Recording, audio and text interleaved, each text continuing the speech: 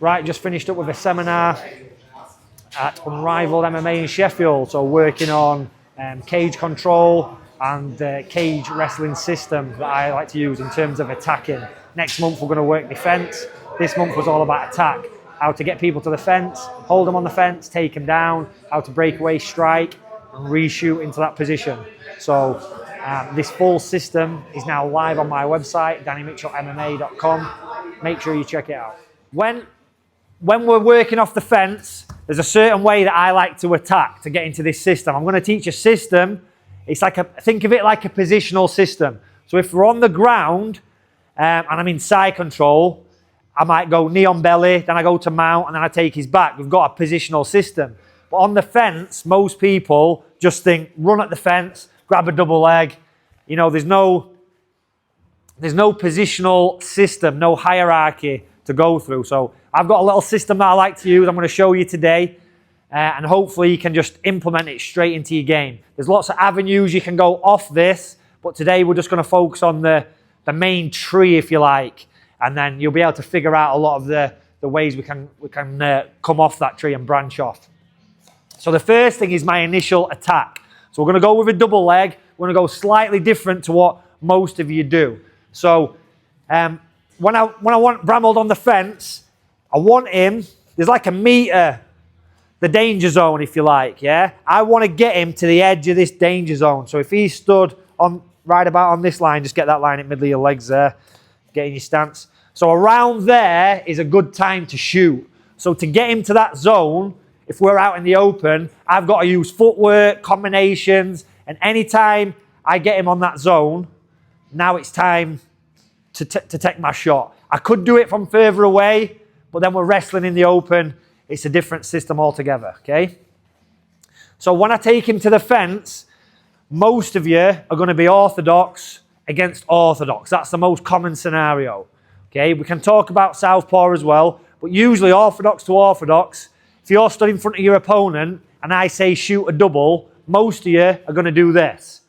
And you're going to shoot with your head on your partner's lead hip, okay? What I want you to do to enter this system is shoot with your head on the opposite side. So we're shooting here, and there's a very valid reason for this. Some of you might be slightly different, but I'll go over that as well, okay? So what I want to do is, I'm here, I want a level change, but I want to line my head up with this hip. So I want to be here. A good way to do that is just disguise it with a punch that's going to put my head in the same position. So an overhand right is a nice easy one. Here, okay? So I throw an overhand right, and I'm slipping my head and level changing at the same time. Bang. Now my head's in line with his rear hip. I push off my rear foot and I just drive him to the fence. Okay? So that's going to be my initial attack. Now, the reason why I'm doing this is because my strong side for wrestling, because I'm right-handed, is a right underhook. If I'm going to single leg Bramwell, I'm going to do a right single leg. If I'm going to body lock him, I'm going to body lock him with my right arm. And that's going to be, I'd say 80% of you here are going to be in the same boat. Okay?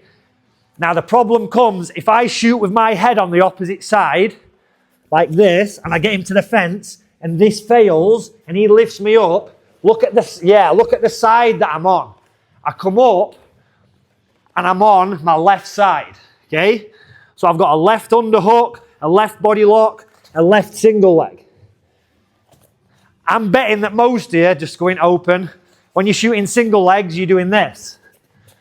Yeah? Most of you are going to be on that side. Even if you're southpaw against orthodox, you're going to be here. So again, the problem comes when you're cage wrestling and you shoot a double like this, the single leg he's giving me now is on this side. Well, guess what?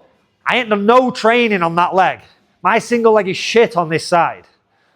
So now the chances of me getting him down have massively decreased. Okay? So that's why I always like to shoot, if I'm shooting on the fence, with my head on the opposite side to my strong single leg. So if for some reason your strong single leg is this leg, then shoot your head the opposite side. But I guarantee 95% of you are going to have to do it this way. Okay? So I'm going to throw my overhand and get my head already in position. That's my setup. Now I'm going to push off, drive him to the fence. Okay? And I get him to the fence, and we're in our double leg position. What he should be doing, and he's doing it right, is getting his feet to the fence. Yeah? Not being like this.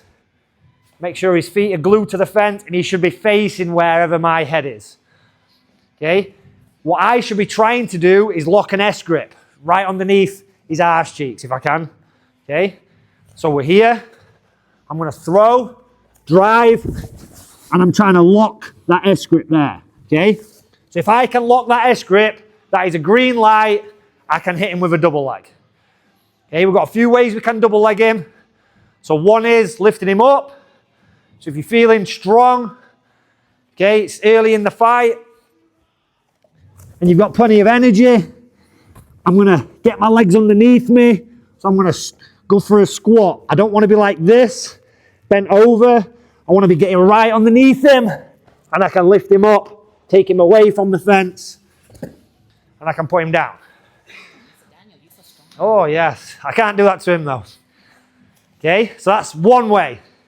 The other way, the lazy way, is I just drag him to the mat. So I'm here, I hit my setup, I manage to lock my fingers, I squeeze this tight, I'm trying to squeeze his legs together. I'm going to go wide legs, and I'm just going to scoop him out. Okay, so I'm here, wide legs, I'm going to scoop him out. Once he hits the mat, I'm keeping his legs elevated, and I'm going to try and make a triangle. Okay? I don't want to be down like this. I want to be building up so I'm above him. If his hand's posted, I'm going to catch it, pull it, and make that little cross wrist. And then I just need to get my head above his. And now we're good. Okay? So again, the foundation is head to the rear hip. Changing levels, taking my shot, looking for the S grip. Once I've got it, wide legs, pulling, making that triangle. Not staying here holding on, trying to break him down to his elbow, getting my head above his. And now we can hit, hold him down, okay? So, you're going to get in groups of 4. You're all paired up. Get in a group of 4 for me. This is how it's going to work. Person number 1 is going to do that technique 3 times.